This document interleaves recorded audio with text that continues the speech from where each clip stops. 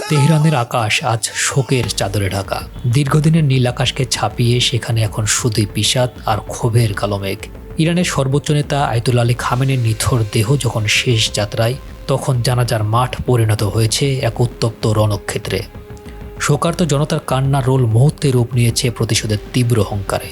খামেনির কফিনের পাশে পরিবার ও স্বজনদের আর্তনাদ পুরো পরিস্থিতিকে এক অসহনীয় পর্যায়ে নিয়ে গেছে, যা আন্তর্জাতিক রাজনীতির সমীকরণকে মুহূর্তে বদলে দিয়েছে। জানা যায়, অংশ নেয়া বিখ্যাত ইরানি কবি মোহাম্মদ রাসুলি মাইক্রোফোন হাতে যখন গর্জে উঠলেন, তখন উপস্থিত জনতার প্রতিটি হৃদস্পন্দনে প্রতিধ্বনিত হচ্ছিল প্রতিশোধের ডাক। তিনি স্পষ্ট ভাষায় ঘোষণা করলেন, এখন থেকে কাফনের কাপড়ই হবে তাদের রণপোশাক। কবির কণ্ঠ থেকে আসা প্রতিটি শব্দ যেন উত্তপ্ত বুলেটের মতো আঘাত করছে উপস্থিত জনতার মনে। তারা ট্রাম্পকে পৃথিবীর নিকৃষ্টতম খুনি হিসেবে চিহ্নিত করে তাদের অস্তিত্ব নিয়ে প্রশ্ন তুলেছেন।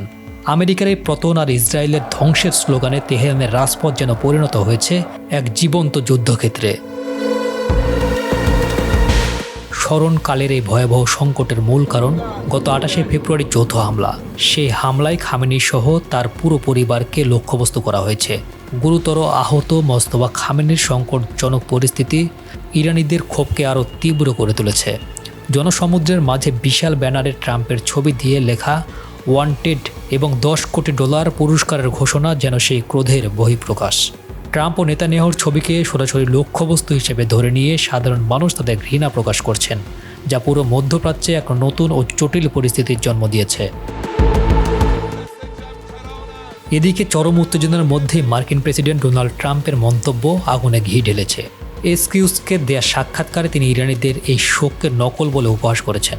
খামেনির নেতাদের প্রতি বিদ্রূপ করে তার মন্তব্য এক আঘাতেই সব শেষ করে দেওয়ার হুমকি। শান্তি আলোচনার সমস্ত পথ রুদ্ধ করে দিয়েছে।